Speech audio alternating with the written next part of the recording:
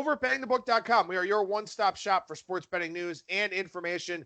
I've been a busy beaver over there already. College football power ratings up for this week. Opening line reports for both college football and the NFL.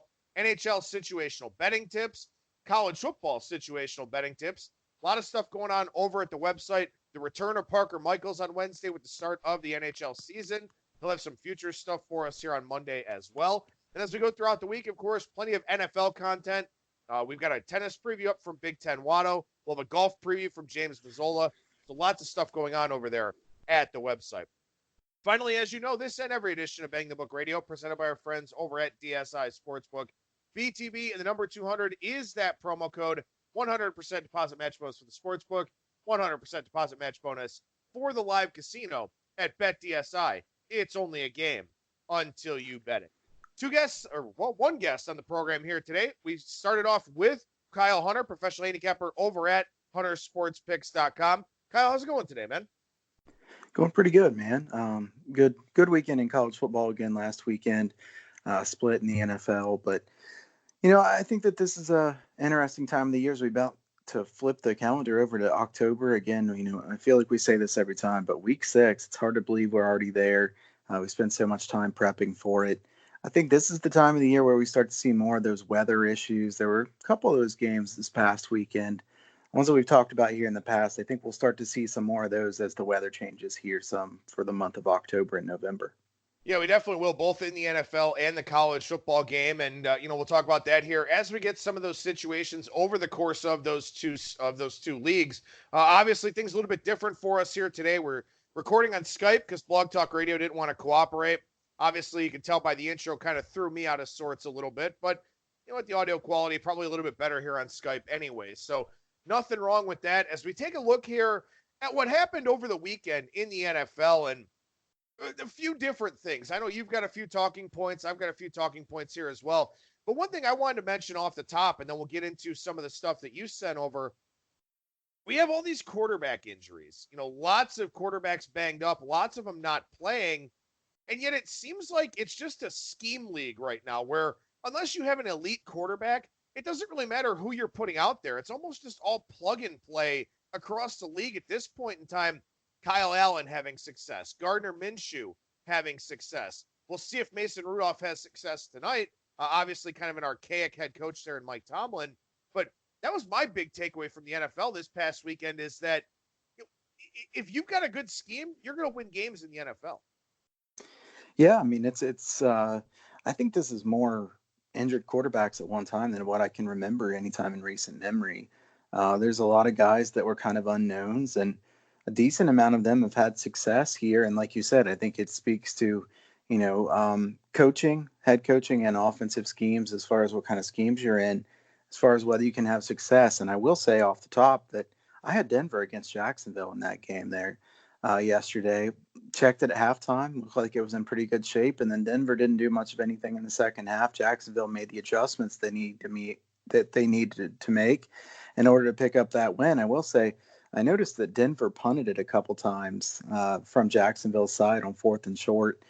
Fangio, very, very conservative coach. I mean, it's getting pretty ridiculous. And then we've talked about it before, both in college and in the NFL, but there are some pretty big differences from one coach to the other. Yeah, there really are. And it's interesting, too, because, I know this was the first talking point that you had here about how poorly the public did. The very public sides here this week, Kansas City, Dallas, Houston, and the Patriots all going down in flames. Pat Mahomes, Dak Prescott, Deshaun Watson, Tom Brady. 4 household quarterback names in the NFL. And, again, I mean, they went down to guys like Matt Stafford, who was apparently hurt and still played pretty well. Teddy Bridgewater, who that was probably more about the Saints defense than anything else. Kyle Allen, and then Josh Allen, and then Matt Barkley when Josh Allen went out. So maybe that's kind of the thing here. Maybe we've reached a point in the NFL, and I guess we'll have to see this as we go forward, where maybe these name brand quarterbacks are a little bit overvalued because some of these other teams are just running good schemes with what they have to work with.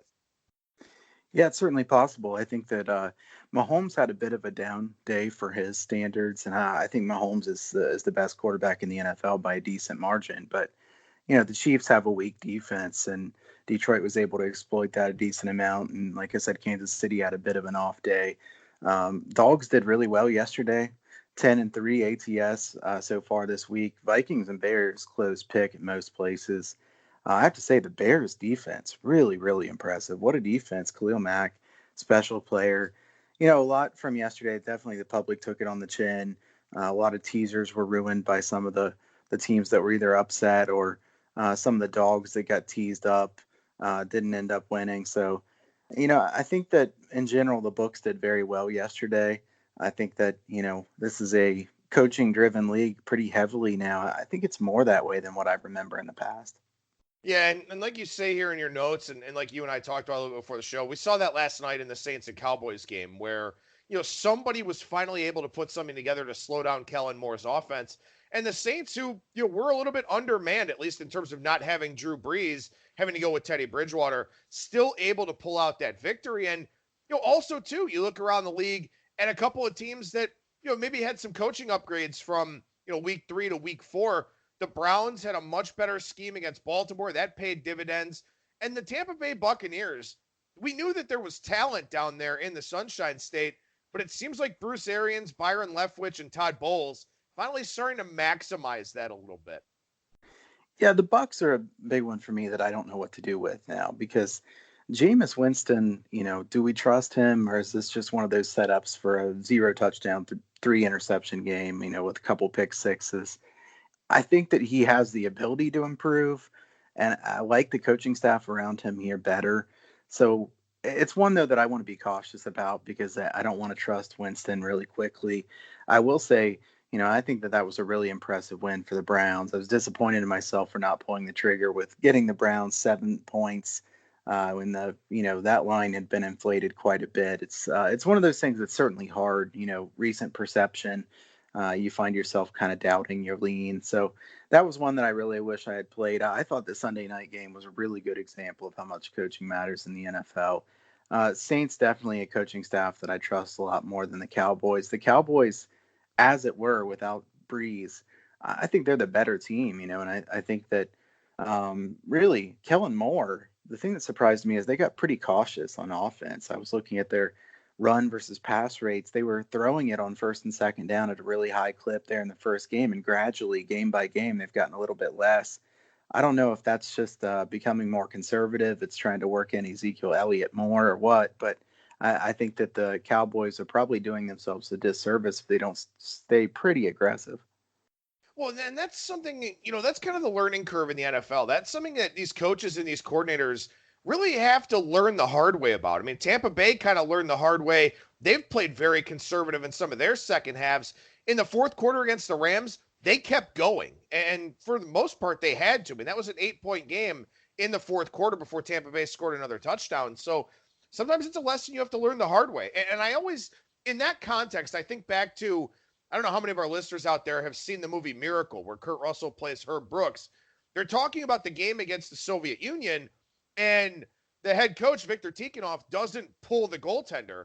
And Herb Brooks says he doesn't know what to do because this is a situation that the Soviet Union team had never really been in. None of their games were close in the fourth quarter.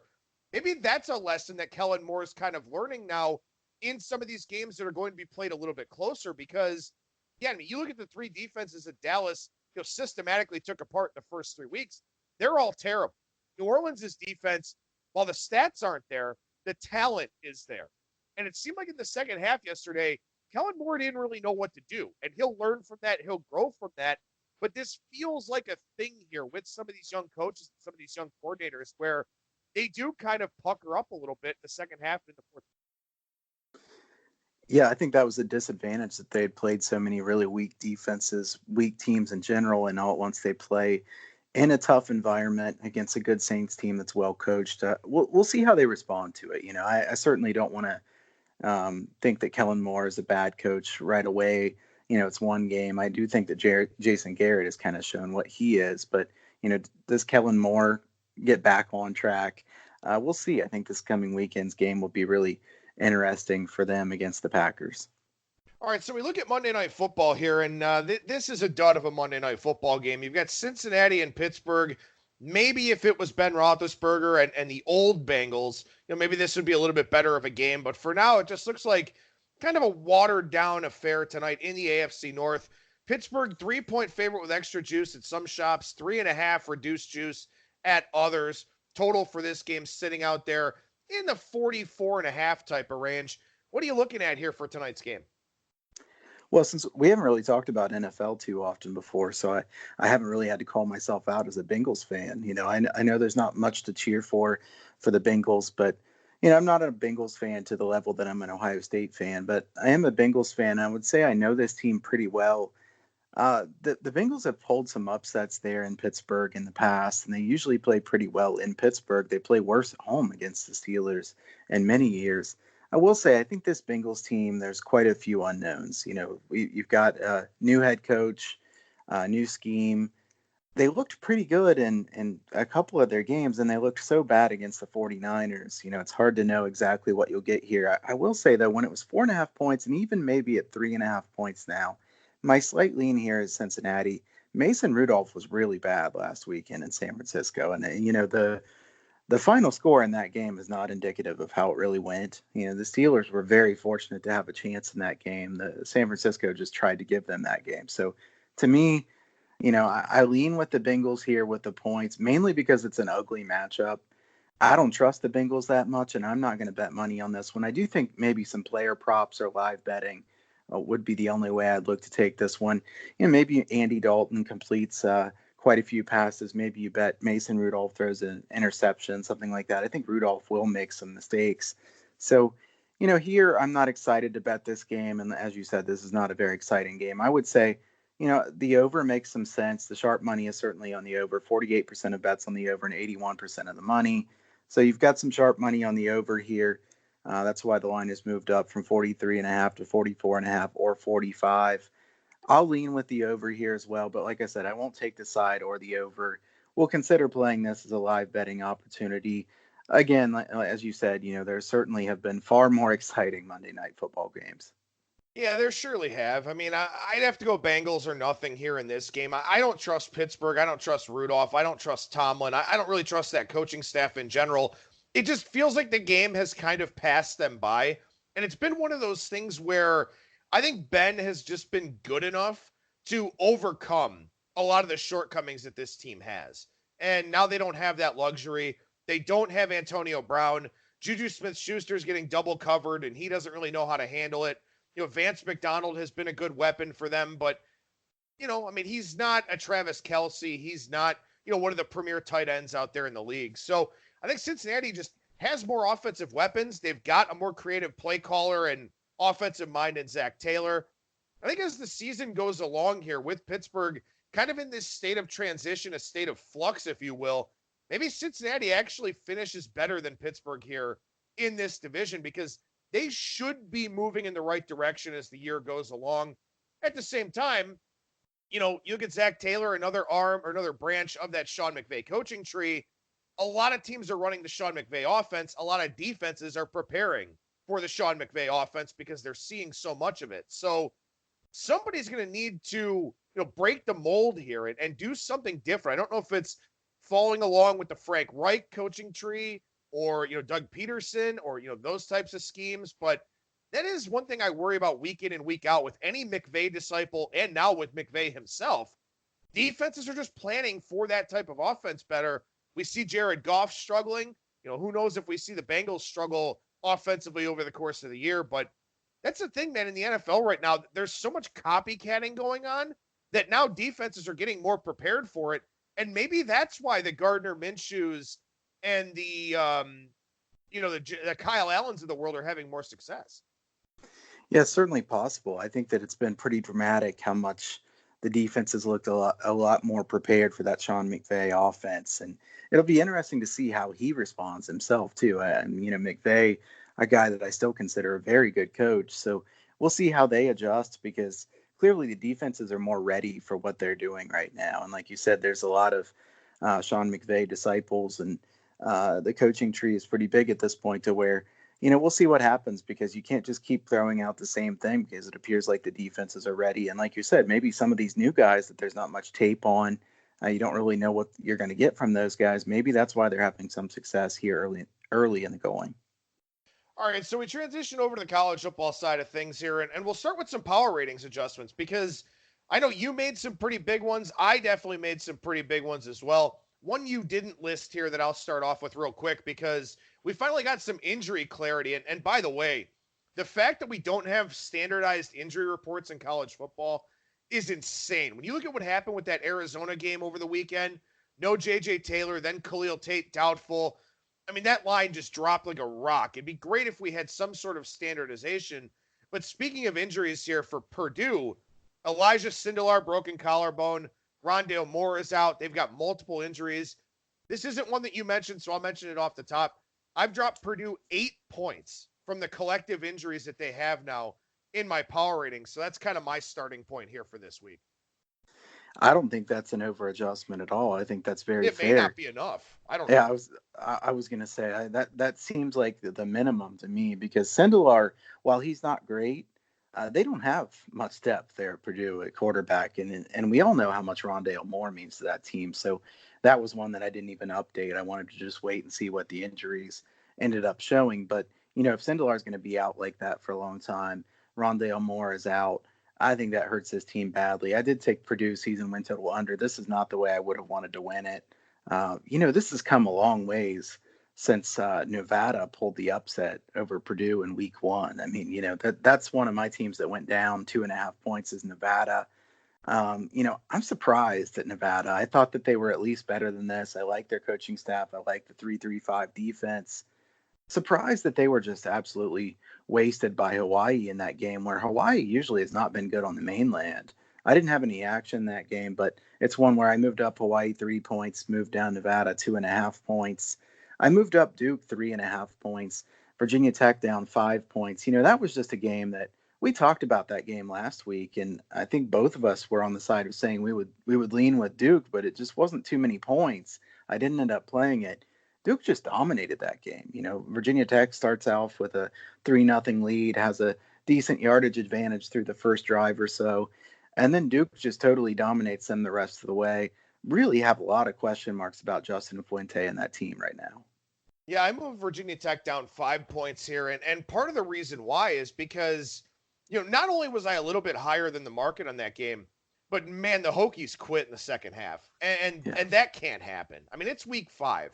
That can't happen.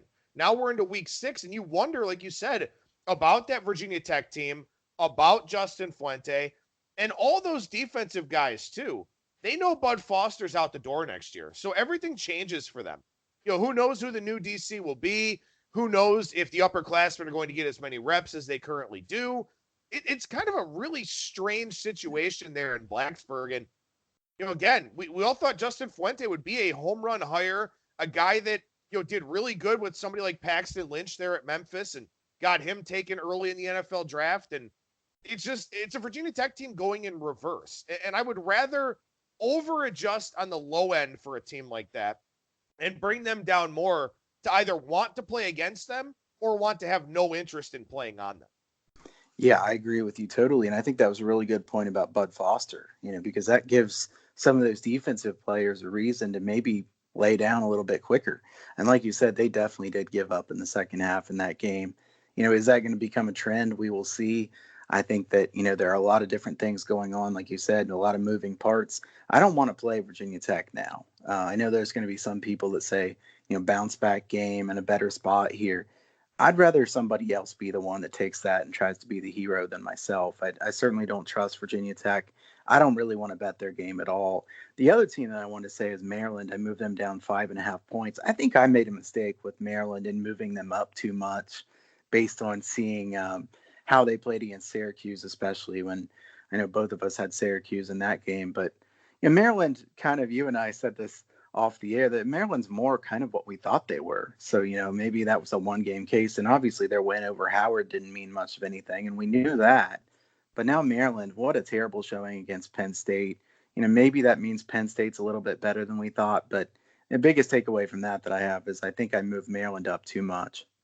Yeah, I moved Maryland down 5 points as well. So you and I are kind of in agreement there. I moved UMass down 4 points. I obviously just had them too high relative to the market. I had that game about 3.5 against Akron, and I know what they did win. But I'm finally off on the high end of a UMass game this week. So at least there's that. At least I'm finally kind of in line with where the market is with regards to their games. UNLV, another team I moved down. I moved them down 4 points. They did have some injuries in that game against Wyoming. Seems like those guys are going to play here against Boise State. But it's very clear now that Tony Sanchez is a lame duck head coach. They're going to have to make a move. They gave up 53 points and 500 yards to Wyoming. A Wyoming team that could barely move the football in a lot of its games. They had 374 rushing yards against UNLV. That was a terrible showing for the Rebels, so I had to drop them down. Did move Wyoming up a point based on that, but that was more about just UNLV being absolutely awful. A couple of other quick updates here. I bumped Navy 4.5 points because it's clear I was way too low on the middies for this year. And the Rice Owls, I moved Rice up 4 points in my power ratings because they look like a competent, competitive team week in and week out. I had to give them some respect, and maybe I'm still not high enough on them. Yeah, I agree that Rice has been a lot better than I thought they would be. Certainly, Navy, I had to move up some as well because I didn't want to be too low on them. That was a game where last week, both you and I had Memphis in that game. That was a weird game. Memphis had those 3 or 4 really big plays. Special teams dominated Navy. Navy in the second half didn't do much of anything, but they had some injury concerns. So, Navy has question marks there with the injuries with Perry. I don't know if there's been any update or not as to whether he'll be playing this week, but I think he certainly means quite a bit to this team. I thought that Perry played really well in the first half of that game. A couple of those passes he threw were pretty impressive.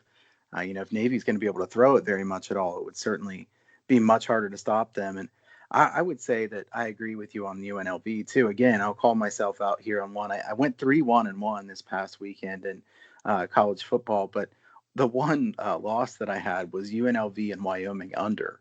So I took the under in that game because there was 25 miles per hour winds. It didn't matter. Wyoming didn't even have to throw the ball. It was really disappointing effort from UNLV. Wyoming offense that is far from good. This Wyoming offense is a very weak offense. UNLV kind of looked like a team that laid down as well. And like you said, I think Sanchez is a lame duck at this point. So UNLV is not a team that I'd be interested in betting on either. Yeah, it's kind of that point in the season with the lame duck head coaches. And I moved Rutgers down 3 points after getting blown out by Michigan. And then also with Chris Ash being the first fire of the season here. And that's the thing, too. You've got I don't want to say that these college athletes are entitled, but some of them certainly can be. And with the transfer portal now, too, you've got kids that have plenty of opportunities to get out of a program. And if the coaching situation is kind of questionable, and there are a lot of those here in college football, I do think quitting is a very real possibility on some of these guys. So these teams where the coaches are on the hot seats, where it's, because they haven't had success over the last several years, maybe their recruiting has been a little bit better, but the results haven't been. Those are teams I'm looking to sell here at this point in time. UNLV being one of them, Vatech being one of them, and I'm sure others will pop up along the way. Yeah, I agree with you. It's not a case where it's the same as it used to be. I think that transfer portal does make it easier to just get out of Dodge or not be worried about, continuing to put forth that same effort. So I think that that's a very good point to make, that we should be very wary of teams like that. One last thing here with regards to power ratings. I had a listener question about this from our buddy David, who reaches out to both of us quite often out there on social media, and I'm at Skating Tripods. He's at Kyle Hunter Picks. He was wondering about the top 5 in your power ratings and how you have the 5 teams listed here, and was also curious, just looking at a more specific team here, wondering where you've got Penn State at this point in time. That Penn State 16th, which may be too low, but I don't think that Penn State's near as good as they looked last week. I have Bama number 1 by 4.5 points. I've got Clemson and Ohio State tied, then LSU, Georgia, Oklahoma. So that's how my top looks. I think Ohio State has done enough at this point that you had to move them up a good amount. I see that's one that you moved up too. I was just looking at your ratings to see how ours compare. They're pretty close and just a little bit lower here on Penn State. To me, Alabama's clearly number one. I'm kind of wondering if I'm still too high on Clemson, though. Maybe I'm reacting too much to what I have from last weekend or what I saw from last weekend. But North Carolina is not a team that should have been playing that well against Clemson. Maybe I have Clemson a little bit too high, tied for second, but we'll see. Yeah, I mean, I have Clemson tied for second, too. I did move them down 3 points this week, though. I think it was just kind of one of those things where it was building. Trevor Lawrence hasn't been super efficient in his games. He's thrown some interceptions. Completion percentage is okay. He's still throwing touchdown passes here and there. But he hasn't taken care of the football the way that he did last year. And that's the side of the ball where they mostly kept everybody. It was the defense where they had some turnover. Brent Venables is, just that good, and their recruiting is just that good. But Trevor Lawrence is maybe taking a little bit of a step back here this year. I don't know if it's, again, maybe a little bit of that sense of entitlement, knowing he'll probably be the first overall pick in the 2021 NFL draft. I don't know, but there's something that seems a little off with Clemson here. And maybe it's just that whole, sort of like the Cleveland Indians in the last few years where, they knew that they were going to win their division, knew that they were going to win, in Clemson's case, their conference, and they don't really have to break a sweat doing it. Maybe they flip that switch when we get to the college football playoff. Maybe they don't. But for right now, I don't want to be in a position where I have to back them in these games where they're a big favorite. Yeah, and the other thing is Clemson may be off that title win. It's hard to win back-to-back titles. I think Sweeney's a really good motivator and an excellent coach, but it can be a little bit difficult to come back with the same kind of motivation that you had last year. So certainly that could play a role into it as well. The thing I would say about Clemson is Clemson plays such a weak schedule that, I think they should be careful not to lose a game here. I wonder how Clemson would stand as far as chances to get into the playoffs if they actually lose a game because, they play such a weak schedule here this season. Well, not only that, too, but, the weak regular season schedule, and Florida State is on the upswing. That is a game where Clemson probably flips the switch and shows up, but Florida State has looked a little bit better here over the last couple of weeks. But when you look at the Coastal Division, it's not great. So it's not like Clemson's going to get, any love or support for whoever they beat in that conference championship game. I mean, right now it could be a Duke team that nobody really had all that, high hopes for coming into the year. Maybe it's a Virginia team that's been, I think, kind of disappointing overall. So I agree. Clemson better not screw around and lose a game here because it could very well keep them out of the playoff depending on, how LSU, Georgia, and Oklahoma go through the rest of the schedule. Yeah, I think it kind of reminds me of when the year after Ohio State won the title a few years ago, and then they kind of screwed around and lost that game to Michigan State, and then they didn't make it into the playoffs when Ohio State was arguably the best or second best team there that season, but they didn't play with the same fire. Let's see if Clemson does that or not, because if Clemson loses a game, I think there'll be a lot of debate. All right, so we take a look here at some quick hitters, then we'll go through some regression stats, angles, systems. We got a lot of good nuggets for you coming up here on the rest of this Monday edition of the show. The quick hitters are always interesting because I think these are things that, sometimes we see some line moves based on, but a lot of times these are things that can be overlooked out there. And I think you got some real good ones here this week. Yeah, I'm going to start it with Missouri. Missouri ranks second in opponent QBR. So they've been holding their opponents down as far as the passing game extremely well. I kind of looked at Missouri to try to figure out if I was too low on their secondary, but if you look at the schedule they've played so far this year, Wyoming, West Virginia, Southeast Missouri State, and South Carolina. So I kind of wanted to ask your opinion on this one. You probably watched more of South Carolina and Missouri than I did. Do you think this Missouri secondary is actually good, or do you think that they've just played a weak schedule? I think it's tough to say. I mean, this is a team that's always had some good defensive line talent. Maybe they are recruiting a little bit better. They're in the secondary. And for, the South Carolina game, I think Ryan Helinski is going to wind up being a very good quarterback there in Columbia. But that was his first true road start. He looked the part. He had some freshman decision-making in that game to the point where maybe Missouri just kind of caught him at the right time. Then he didn't play particularly well against Kentucky last week either. So I think the jury is still out. We won't find out anything here this week against Troy, and really won't find out anything until they play Georgia November 9th. So I don't know. I guess it's hard to say at this point in time. Yeah, I think that Missouri and South Carolina game too also had some wind involved. So I think that certainly didn't help the passing game. So to me, Missouri, this is one where I'd be cautious to be too high on this Missouri defense just because they were so bad last season. I still be afraid to think that they're going to shut down too many teams, but thought it was an interesting stat. Colorado State's offense, they've quietly been excellent so far this year. 23rd in yards per play, 30 plays of 20 yards or more. That's 15th best in the country, and 16 plays of 30 yards or more, which is 8th in the country. Patrick O'Brien, a guy that was pretty highly recruited. This is a guy who maybe he's better than Colin Hill. I don't know. I'm not saying for sure, but I don't know that it's a much of a drop off, if any. So O'Brien looks really good in this offense so far. It surprises me to see Colorado State being so good on offense. Of course, that's largely being wasted because Colorado State's defense has been so bad. Yeah, I'm not sure what to think about Colorado State here because, last year Mike Bobo with the health concerns, he wasn't there with his team right before the start of the season. It seemed to kind of throw everything off a little bit. We know their defense is atrocious, so that's probably not going to change. But yeah, offensively, you sort of wonder if maybe this team, especially here in Mountain West play, can hang with some of these offenses, or maybe they're just a stone cold over team. I know last week 58 points against Utah State.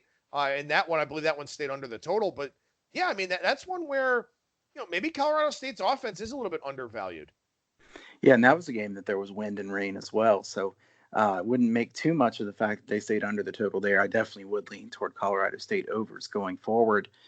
Buffalo, a team really leaning heavily on the run game without Jackson at quarterback this year. 70% of their offensive plays have been running plays.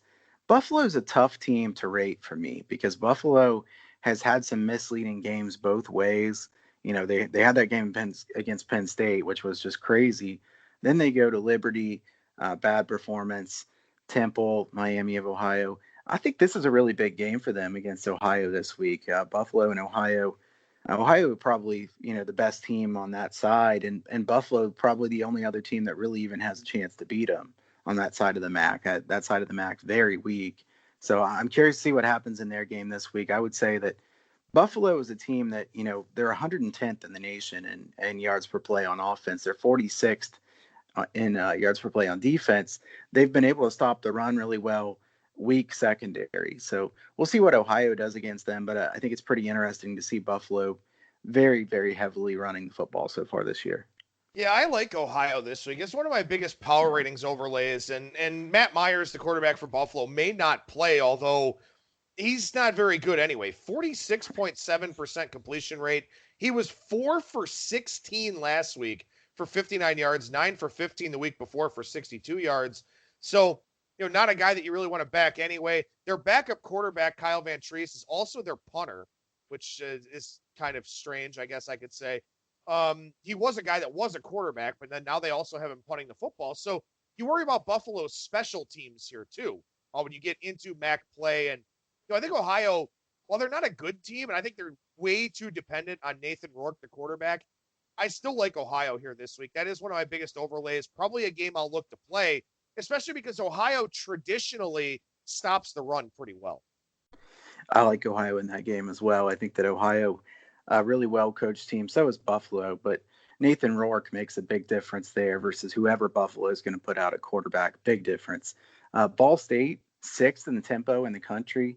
I think they're going to score quite a few points in MAC play. A pretty good passing game. I think Ball State could be a sneaky over team here in the MAC. I like how quickly they're playing. They've changed up their offense some, throwing it a lot more than they have in the past. Ball State's a team to me that I will look to play overs with going forward. One quick note on Ohio here. Their last 3 games at Pitt. Pitt's a pretty good team. At Marshall. Marshall's a solid team. They only lost that game by 2. And then, they got blown out by Louisiana at home in their last game. But Louisiana is actually a really strong Sun Belt team. And they run the football extremely well. Definitely a team to watch down there in the Fun Belt. A team that we'll talk about more as the season goes along here. Ball State's a tough one because my power ratings actually have a pretty big overlay this week on Northern Illinois against Ball State. And maybe this is one where I'm behind the curve a little bit on this Ball State team. And maybe it's because they are playing so different. This used to be a team that would try to run the football a ton with James Gilbert. Now they're kind of an up-tempo, spread it out and throw it around the yard kind of team. Maybe it's just taking me a lot to catch up. Yeah, I think Buffalo. I have a bit of an overlay there in that game too, in the Ball State and Northern Illinois game, I should say. But I would rather play the over in that game than anything else. I think Northern Illinois' offense will likely regress some, although positively. And I will say that, Northern Illinois' offense is tough to be too confident about based on what they've done so far this year. But Ball State's defense is a lot weaker than most of the defenses they played against. So I would lean to the over in that game. Notre Dame +9 turnover margin in only 4 games. I think Notre Dame could be a good fade ATS in coming games. I don't know about this week based on their opponent, so I'm not excited about that one. But Notre Dame +9 turnover margin in 4 games. They had a misleading ATS cover last week against Virginia. Virginia hasn't really played that well so far this year. But if you look at the box score there, Virginia should have covered that number against Notre Dame. They had some offensive line issues. I think they had a scoop and score in that game, did Notre Dame. It's one of those spots where I think Notre Dame might be getting a bit overvalued ATS. So I would look to go against them, and we're just going to kind of pretend this week's not going to happen based on who their opponent is. I wonder about Notre Dame. I mean, they don't seem capable of too many explosive plays. I mean, Ian Book still has under 1,000 yards passing on 75 completions, 4.5 yards per carry, but their longest carry on the season, 37 yards. I mean, maybe they have explosive plays in them this week against Bowling Green because, well, it's Bowling Green, but Notre Dame worries me long term. I mean, they're setting offense back a little bit here, I think, and that concerns me.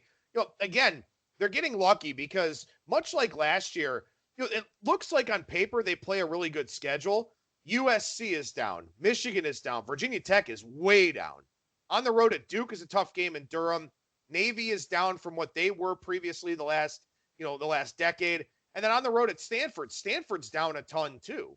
So Notre Dame, maybe it's some fool's gold, and maybe we'll get a chance to play against them next year. I don't know what their schedule looks like, but like last year, the back half of their schedule is full of blue blood teams that are just in a bit of a rut. Yeah, I agree with that. There's a lot of big names on their schedule that are really not nearly as good as what you would assume they would be. So we'll see. Maybe they'll be laying a big enough number in some of those games that they'd still be a good fade. But good point that, their schedule is not near as good as it looks like it would be. New Mexico has allowed 8 plays of 50 yards or more in just 4 games. That's hard to do. 4 games, you allow 8 plays of 50 yards or more. I know you and I both have Liberty in that game last week, Liberty versus New Mexico. A tough push. That was a game where Liberty really dominated pretty well. Missed a short field goal that would have given them 20 points and then give up that touchdown there with like 40 seconds left. But New Mexico, a team also that's done all kinds of traveling. This is a weird spot for them here this week. New Mexico team that maybe isn't quite as bad as the numbers would make them look, but it'd be hard to back them right now. They're one of those teams, too, where I don't think they really like Bob Davie a whole lot. I mean, I know Bob Davie had the health concerns, and maybe they kind of put some of that behind them. But, yeah, not a good spot on Friday night. Not a team I really want to look to back. And, God, you mentioned Liberty. I'm on Liberty last week. I'm on Air Force last week. I'm on Vanderbilt last week when NIU just randomly goes for 2 in the third quarter. It was one of those weeks. And that Liberty one, I mean, at least it was a push. I also had Stanford, which Stanford was the wrong side in that game. I mean, go look at the box score. Stanford was the wrong side in that game. But also, they gave up 21 fourth quarter points to Oregon State and wound up pushing the 3 that I got. I was lucky to get a 3. I paid -120 for it earlier in the week before the Costello injury announcement. But, man, like the 4 games that had the most ridiculous endings to them, I was on all of them. So, lucky me. That Air Force one, I mean, I know you texted me and I didn't even know what had happened, but that Air Force game, I went back and looked at that one, and that one was the most mind-blowing of them. What were they doing going for it anyways on 4th and short there? That was a strange situation and probably a game that you'd rather not talk about anytime here in the future. So it was Belk Bolian, I think is the best I can call it. Or Bahamas Bolian. Oh God. Or what was the New Mexico Bowl with Colorado State and New Mexico a few years ago? Oh yeah. The 48-45 debacle. Because I was on that game too, of course. I remember that one. Yeah, there's been why some really why do bad we ones. do this? Why the hell do we do this? There definitely are weekends why you really wonder. You sit there after that game and you're like, why do I do this to myself? I mean, there's so many other things. But, I mean, at the same time, it is something that we're passionate about. So, you try to block out those losses the best you can. But it's certainly when they string together, it can be very difficult. Well, speaking of those, I mean, if you were on those like I was, you would hope that there's some positive regression in your future. And there's a good transition here to the next segment where we are looking at some regression candidates here. Again, positive and negative. You will see some line moves based on this. You will certainly see these things play out in most cases as the season goes along. So what are we looking at here this week in terms of some regression candidates?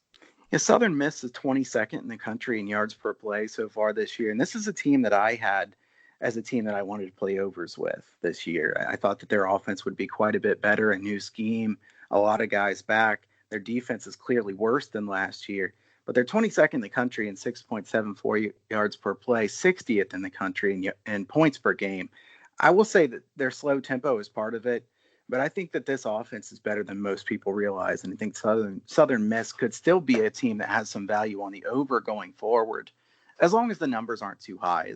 Based on the fact that they play at a slow tempo, I'd hate to play high overs with them. Southern Miss, a team -5 in turnover margin. And I remember they had some plus territory turnovers. I think they had 2 or 3 of them in their game against Mississippi State because we were on Southern Miss in the Golden Nugget. So that factors in the equation too. I mean, not all turnovers are created equal. True, very true. Liberty, a team that we just talked about, only scoring 60% of their red zone trips, 6 turnovers in the red zone so far this year. Look for positive regression on offense for the Flames. This is a team that has quite a few veterans, especially in the skill position spots on offense. I think Liberty will score a lot of points. Was very surprised that New Mexico and Liberty was as low scoring as it was. I think that total was 73, 74, something like that. Never even sniffed that, certainly, but I think this Liberty offense is better than most people would think. Well, and what Hugh Freeze lacks as a human being, he's a pretty decent football coach. So, Right. as the further he is away from the back surgery and all that, the more engaged he is with the team, the better I think Liberty should be. And they're also a very motivated team too. I mean, last year they got 6 wins, but didn't go to a bowl game, if I remember correctly. So they're looking for that too. So in the second half of the year here, a lot of incentive and also some positive regression for them. Liberty's a play on team. I don't know about this week with a long trip out to New Mexico State. But as they go forward, they're a play-on team. I agree with that. Utah State, a team with 18 trips into the red zone with 6 touchdowns, 33.3% red zone touchdown percentage, 127th out of 130 in the country. I would assume that will get better, but I think you would probably agree that Utah State is a team that you would expect to not be great in the red zone to start with because they're so reliant on Jordan Love and spreading out the field. So, while I expect some positive regression, this is probably a team that won't do great in the red zone going forward. Yeah, and also, too, I mean, I think Jordan Love is a guy with the arm talent that, he can make things happen between the 30s and between the 20s. But when you get into the red zone, it's about scheme, it's about play design, it's about play calling. Neither one of us loves Gary Anderson, and I'm not super high on Mike Sanford, the offensive coordinator, either. So this may just be a thing where they put up significant yardage totals and then come away with 3 or nothing in the red zone. And there's nothing more frustrating than that. And if that's a thing this weekend against LSU, they could get completely blown out in a game we'll talk about here in a little bit. Yeah, certainly. App State's offense, Appalachian State, really, really good on offense so far this year. But I looked, 18 touchdowns and 20 trips into the red zone. Nobody can keep that up. So, App State's not going to keep up the points that they have been so far this year. If they do, it won't be because they're at that high of a rate as far as in the red zone. It's not a team that I'm anxious to go against, to be honest. I like this App State team. I will say their defense is down a lot from last year. So that's why they've been such a good over team, is they're so much better on offense, so much worse on defense. But I don't even know. I don't have it in front of me, but App State versus Louisiana looks like it could be a really interesting game if they do match up this year.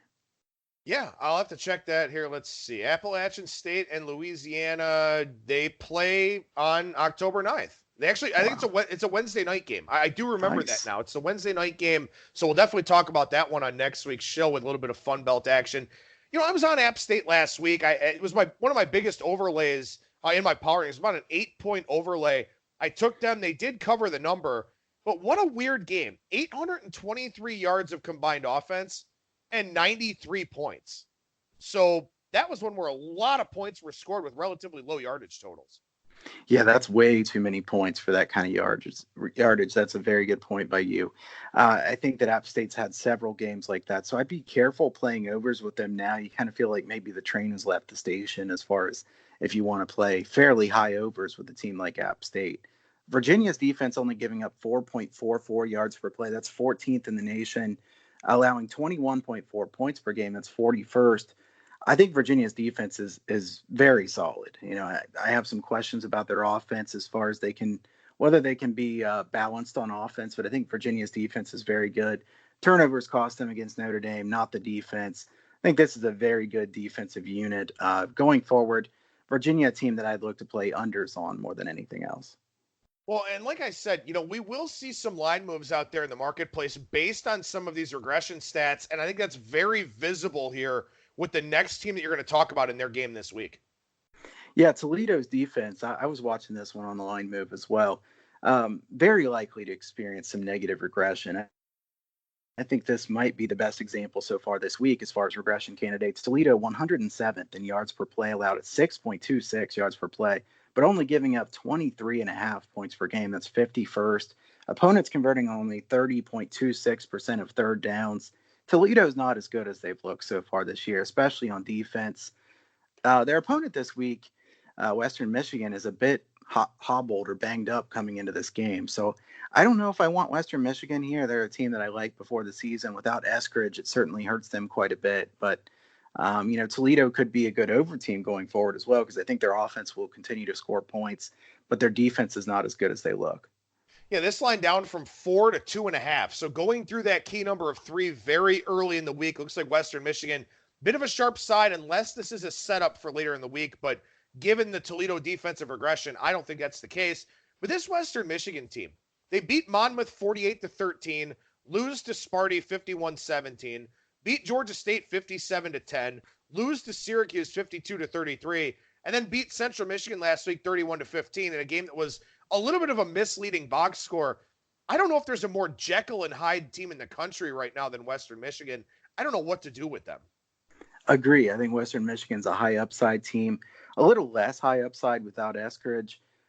They've even had some injury trouble even at running back as well. So we'll see how healthy they are going forward. But I do think Western Michigan is capable of pulling big upsets and has a high upside, but they haven't been able to be consistent. One more here for the regression candidates. Now we got some really interesting systems and angles to talk about before our game breakdowns. Yeah, Texas 56.9% on third down conversions. I'll keep this one short, but Texas this is not sustainable on offense. I think that Texas's totals are likely to be too high here for a little bit. I think the Texas defense is a little bit better than they've looked so far this year. LSU put up a bunch of points on them, but LSU looks really good on offense. Texas's offense not likely to be able to continue that kind of success, especially on third down. Not a game that you and I are going to talk about, a game we'll talk about here at some point this week on the show, but I do want to plant this little seed. Texas laying 11.5 in Morgantown the week before the Red River shootout game against Oklahoma. That's a real iffy spot for Tom Herman, who, as we know, isn't great as a favorite anyway, but that's a really tough spot for Texas this week. I'm surprised to see that line going up. Yeah, I am too. I think that's a dangerous spot for Texas, certainly. All right, so we look at some systems and some angles here, and I know you like to run these queries. You like to come up with some good stuff for the show, and I think these are 3 of the better ones that you've had this season. Yeah, I like doing this. It's it's helpful for me in my handicapping, and I think it's also helpful for the listeners to understand, some of these things. While, like I said before, these are not a sole reason you just want to bet every game that fits this. It's something that's part of the handicap, and I think it helps you to know more. Knowledge is power in this. I want to start out with from game 5 through the end of the season. I wanted to look at this to see if backing a team with a low ATS cover rate, here I'll just do 25% or lower against a team with an ATS cover rate of 75% or higher. So we're going now from game 5 through the rest of the season. You're not going to get too many of these because you're not going to usually have a team that has an ATS cover rate of 25% against a team with a 75% or higher. But it's 173 and 130, which is 57.1% in the last 15 years. I think this is pretty impressive when you consider that you kind of do think that at the end of the season, a team that's not done well would shut it down. Now, I will say, obviously, maybe there's some good teams that just haven't been very good ATS. So that certainly fits into this. If you only look at road teams in this, the win percentage goes up to 59.3%. And if you filter out teams with 55% or less of the bets on the team, the win rate goes to 60.3%. So again, home field advantage is overvalued. And I think that this is a good one to remember that, some of those hardest bets to make can actually have a decent amount of value. Yeah, again, and you talk about low cover rates, 25% or lower, high cover rates, 75% or higher. There's going to be some inflation, especially late in the year. You want to back a team you feel like you can trust. And if it's a team that's, not covering against the spread, you feel like you can't trust them. So I think it's a really good stat and something good to keep in mind throughout the rest of the season here, because again, there's a lot of perception bias that goes into these markets, and you try to buy low and sell high. And those are the types of teams you can do it with, teams that have done really well or really poorly against the spread. Definitely. I think that, there's overreactions in the marketplace, or the teams that nobody wants to bet or the teams that everybody want to bet. There can be extremes on each side there. And I think that points that out. I'm going to go back to last week where I talked about, the angle of playing road underdogs, especially early in conference play. So we're talking game 5 and 6 of the season here. I wanted to say there's an important distinction as far as home and road streaks, how many times you've played on the road or at home in a row. So if it's the first or second game in a row on the road, the team that is the road underdog is 514 and 406 with 21 pushes. That's 55.9% ATS. The road underdogs who are playing their third straight road game or more are 18 and 29 ATS. Now, I know this is a small sample size, but this is something that we would have thought that long road trips is a negative. And I like to see some, evidence that is likely the case, because the first game, road underdogs have done the best. The second game, road underdogs have still done pretty well. And then 3 or more straight road games, you do poorly. So I certainly thought this was an interesting one. Yeah, that is an interesting one, especially when you talk about how late in the season. I mean, this isn't like teams getting beaten up in the non-conference where they go play 3 paycheck games to, fill the athletic department coffers. This is looking in the middle of the season. So that's important too. Yeah, definitely. This is one where you want to keep in mind that these teams are all in, and the home field advantage is overvalued is one of the biggest takeaways of this, certainly. But by the time you stay on the road for longer, it becomes a bit of a negative. So we'll have to follow up on that one. And there are several games that would meet this query here this weekend. So that's something to keep in mind as you handicap games this weekend. The final one I wanted to say, whether we talk about it quite a bit when it pertains to totals, partially because, totals is something that I specialize in. And, totals are an easier market in that there's less money there. So, but I think that, not enough people think about the fact that weather affects spreads a decent amount, especially when the total is low. So underdogs in the wind and games with low total have been really profitable in conference play, especially. So since 2006, games with 10 miles per hour or more sustained winds and a total of 47.5 or lower, underdogs are 55.6% ATS. And I mean, everybody who listens to this show should know that 55.6% ATS since 2006 is very good. In this industry, if you have people telling you they're hitting 60-some% long term, it's not true. I think Adam does a good job of having guests on here that nobody talks like that. Nobody says, I'm going to hit 65%. I'm going to hit 2/3 of my plays. We know that hitting 55% is very good in a large sample size. So 55.6% on underdogs in general with a total of 47.5 or lower with wind of 10 miles per hour or more sustained. And then if you look at an underdog of 7 points or more, it's 116 and 78, which is 59.8% ATS. So this makes a lot of sense to me. And I think this is one that will continue to be a plus EV play, where if you take, a windy game and an underdog, it's likely to be lower scoring, and you have a low total. The more points you're getting with the underdog, the more valuable it is, because you're a lot more likely to see that 14-10, the 17-14 type game in a situation like this. Yeah, there's definitely a correlation there to be sure. And also, too, I mean, you talk about games with high winds, you're maybe talking about Mountain West types of games where it may be snowing, it may be cold, it may be miserable. You're talking about East Coast games where maybe there's a hurricane or some other kind of tropical system that's probably bringing precipitation as well. Again, 10 miles per hour is actually pretty low. I bet if we went up to 20, this is like, I mean, I guess that's kind of factored into the adjusted line and everything, but I bet it's an even higher percentage there at that point in time. So, again, keep in mind, maybe teams are a big favorite because they can throw the football and put up big numbers. Well, if you can't throw the football because it's windy, the other team's going to flood the box. And no matter how good you are, if you've got 9 guys in the box, it's tough to get those chunk plays running the football. So these two things make a lot of sense. But again, it's really important to quantify the things that you believe. Sometimes you're going to find out that they're not true. Other times you're going to put a number to them and find out how true they are. That's very important, very powerful information for you. Yeah, and that's why, running these queries and trying to give out the information as far as exactly what it has done. I think that this kind of drives home the point that some of the things that we've talked about to listeners over the years actually have been true as far as these angles. We've talked about many times, this is a low total or getting that many points.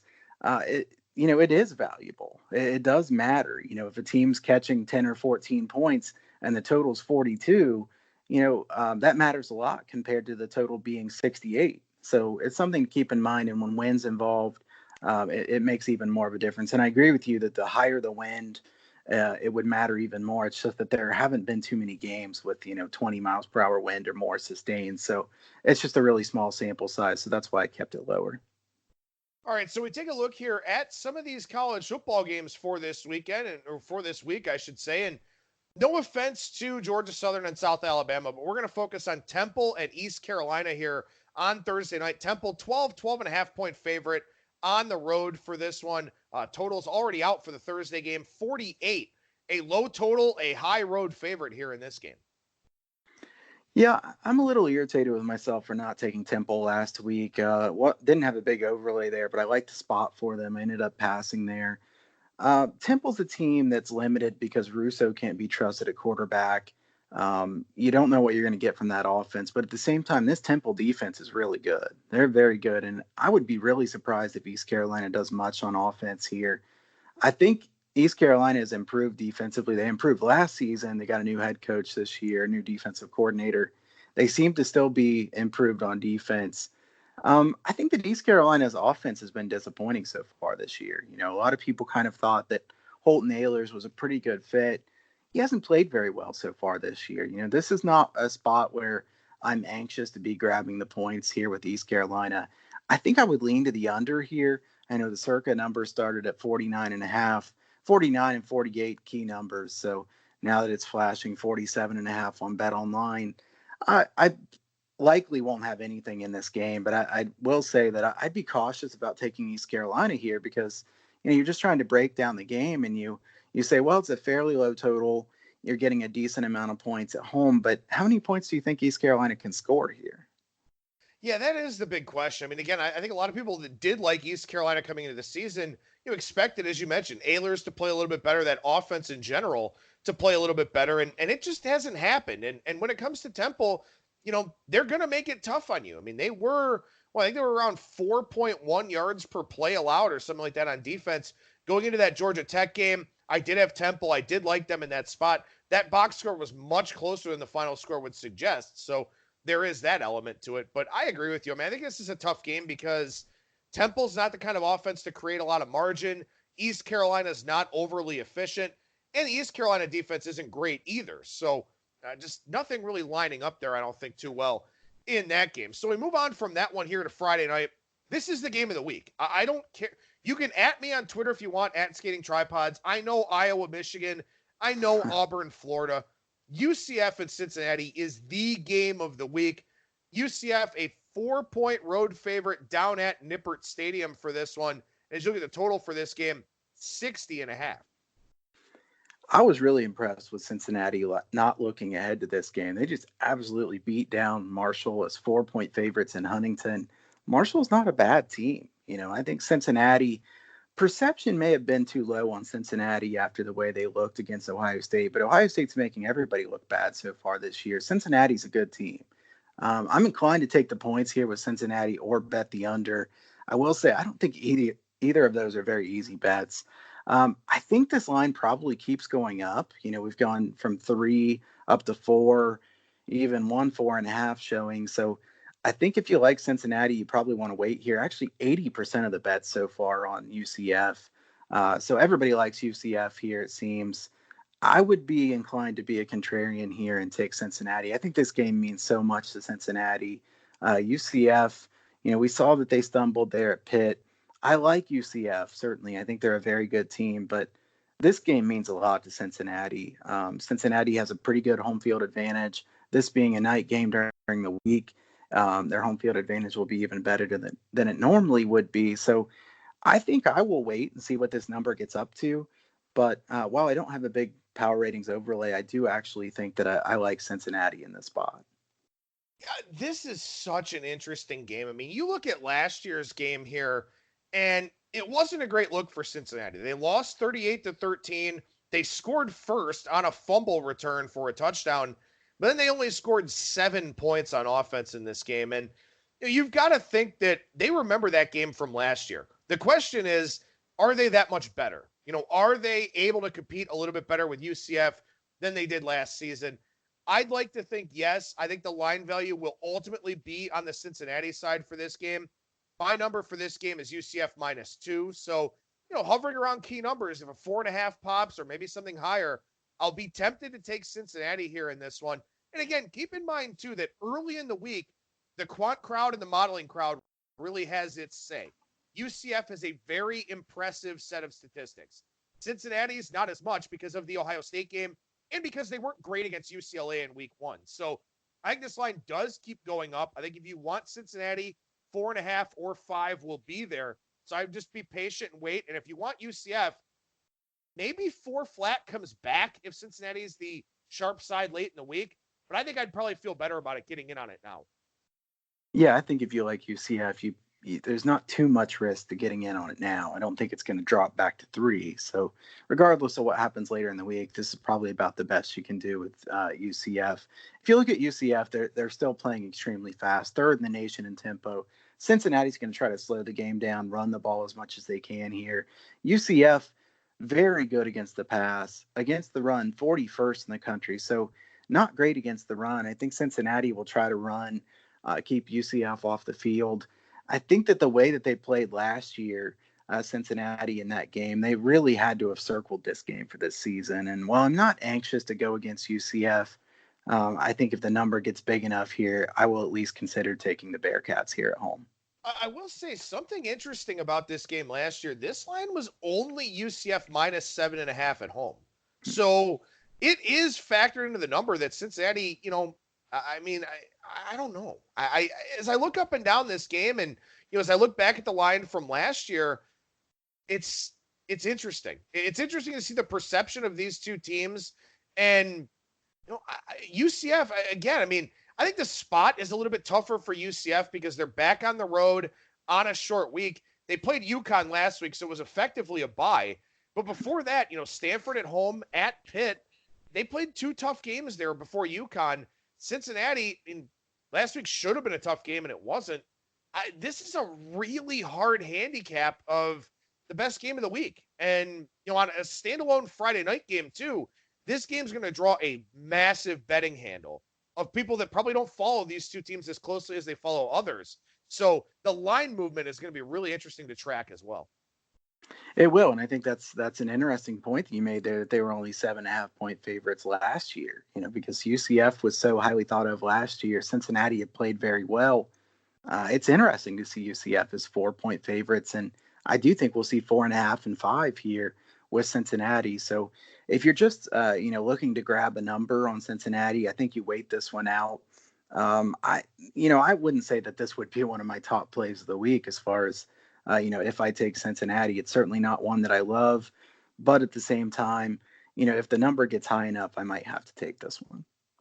All right. So look, again, I get it. Iowa and Michigan, Auburn and Florida, a few other games speckled throughout the card. I don't know. Maybe you like, uh, this is not a good college football card this weekend. I've established that already. But look, I think the second most intriguing game on the card after Auburn and Florida is this game between Tulane and Army. Early kickoff up in West Point, but Tulane taking the money here so far, up from a 1.5-point favorite to a 2.5, and then a 3-point favorite. Obviously, there's going to be a low total on this game with two teams that like to run the football. But this is this is your throwback, smash mouth, old school football kind of game. And as much as I love offense and RPOs and stuff like that, I'm intrigued, man. I'm looking forward to this one. Yeah, I like this game a lot too. And there's a couple of things that stand out to me when I look at this game. First, it's been a really long time since Tulane's played. They played that Thursday game against Houston, obviously that ridiculous comeback win and cover.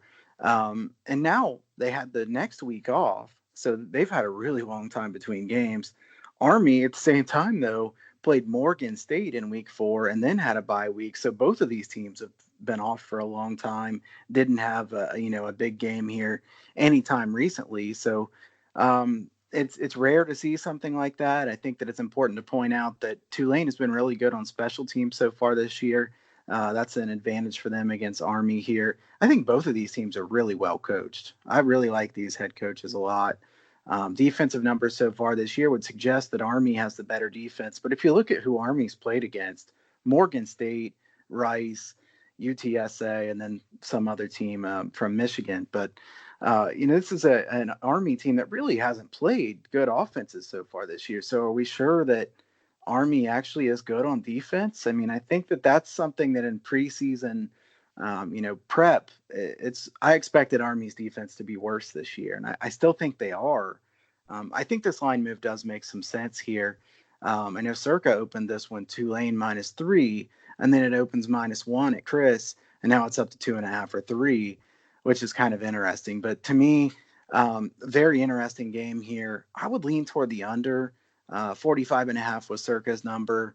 If it's above 45, I would still lean to the under. Both of these teams are going to take their time. Tulane talked about playing a little bit faster this year, but they're 79th in tempo, so still not very fast. They are better on offense than they've been in the past, but I think this will be a lot of really long drives where if they kick some field goals and use up, half the quarter, it's really good for the under. So I would lean to the under here.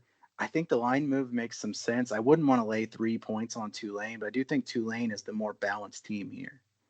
I've got Army a slight favorite in my power ratings, but like you said, this Army defense, not only have they not really been tested too much, but this is probably the type of game where the loss of somebody like Jay Bateman kind of comes to the forefront a little bit.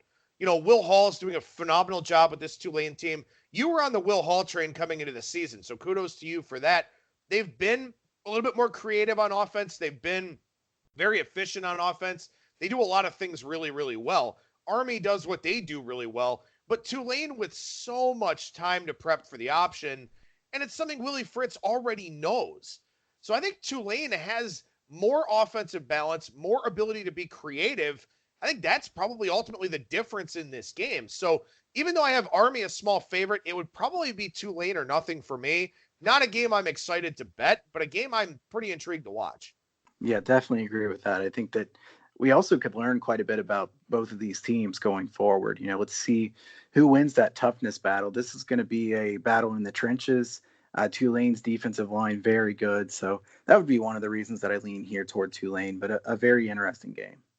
All right, one other game to talk about here. I teased this one earlier in the show. Game 393, 394 as we go almost all the way down the board here to Utah State and LSU. And I think that this game is fascinating because obviously you've got Utah State playing in a very, very different environment down in Death Valley. You've got an 11 a.m. local time kickoff for this game, and it comes in the middle of conference play, which is also really strange to me about the scheduling of this game. Now, Utah State, good offense. LSU, phenomenal offense, much better than anybody thought. And this line's all the way up to 26.5 now at BetOnline, 26 in the rest of the market. It's almost like they can't set LSU openers high enough because they get bet up right off the jump. Yeah, I think LSU has been extremely impressive so far this year. The change that they made in the LSU offense, most people thought they would improve I thought they'd be better. I definitely didn't think they were going to be this much better. I think they're outpacing everybody's expectations. Utah State's first in the nation in tempo. So Utah State wants to run a lot of plays. LSU, that's what they're trying to do right now. I mean, their tempo numbers are a bit skewed down because they slowed down later in games that they were winning, and still LSU is 33rd in tempo. So to me, this is a game that's going to have a lot of possessions, a lot of snaps in this game. I would lean to the over if I was taking anything here. The question is, if you imply Circa put the total out at 67.5. So if you imply the score, 46-21 implied by the odds. If you think Utah State's going to get 21 points or more, you probably like the over, because it's going to be pretty surprising to me if Utah State's defense does much of anything against LSU. Utah State is a team that is good in the front seven on defense, very good against the run, but mediocre against the pass. LSU is going to exploit that secondary. LSU, great on special teams, very, very good on special teams. Utah State, middle of the pack, so that's a big advantage. I wouldn't want to bet Utah State here. I could only lay it with LSU or take nothing. LSU had a week off also before this game. They do play Florida next week, so you could say this is a spot where they could be looking ahead. So that would make me a little bit less excited about laying this many points. But at the same time, I think, when you're going to have a high total, which I actually kind of think that if it opens 67.5 here, this total probably gets bet up. But you're going to have a really high total, which makes a favorite of this many points a little bit more valuable. And at the same time, like I said before, Utah State, while they've moved the ball very well, they've had a little bit of trouble in the red zone. So I like the over some. If it's too high of a number, you got to pass on the over, just because you wonder how many Utah State can score. But I do kind of lean toward LSU, and I don't really want to take LSU based on the situation that they're in, but I wouldn't take the other side either. Maybe this is one of those games where you kind of look to do some first half stuff. And I mentioned that last week regarding the UConn UCF game with Cincinnati on deck, with a pissed off UCF team. They were going to run it up in the first half and then put it in cruise control in the second half. And that's precisely how that game played out. This one wouldn't shock me either, because if you're LSU, as you just said, when you watch film, you can attack that Utah State secondary. So you go out there and you hang your 35 or 42 in the first half, hope that's enough to put it in cruise control for the second half, and start getting ready for Florida. Utah State's not going to keep coming in this game, though. So that's the question is, maybe the full game over does come through. Also, the 11 a.m. kickoff, does that make it a slower game in the first quarter? Because for Utah State, that makes it, a 10 a.m. kickoff. So there are little nuances to this game where it looks very cut and dry. But again, the timing of when you bet, whether you play a derivative or the full game, I think that's the decision here, because I think LSU probably does cover and the game probably does go over. But do you sweat it more for a full game than you would in the first half, or vice versa? That's what you kind of got to look at here, I think. Yeah, I mean, with the line, what it is, what do you think the first half line would be on? How much would LSU be favored here, you think? Oh, boy. 20 maybe? 20 and a half, something like that? Probably a little bit less than that. I mean, you can't set it too low, but I think 20 is probably a little bit too high. I don't know, 17, 18, 19, somewhere in that range. But 17 and a half, maybe? Make you think on the hook. Yeah. Yeah. I mean, because you can't do 16 and a half or something like that, because too many people would bet LSU. But at 20, probably too high. But at the same time, I agree with you that you'd be a little bit concerned about things slowing down a little bit in the second half if LSU's way ahead. Maybe even first half over would have some value. So first half LSU, first half over may have just as much, if not more value than the full game. Well, this is something, you'd have to look at. You'd want to check out and see, how LSU did with those scripted drives, how Utah State does with those scripted drives. If you get maybe 2 punts to start this 11 a.m. game, all of a sudden the total drops, probably a score, then maybe at that point, you take the over live, Yeah. But again, you run the risk there of, a 7-7 game or a 14-0 game 5 minutes in, and all of a sudden that chance is completely gone. So again, a lot of things to consider here for a game that, once again, looks like a throwaway, but no game is a throwaway when you talk about betting, even UTSA and UTEP, which I'm sure we'll talk about here later on in the week. Kyle Hunter, professional handicapper over at huntersportspicks.com. What's going on over there right now, man?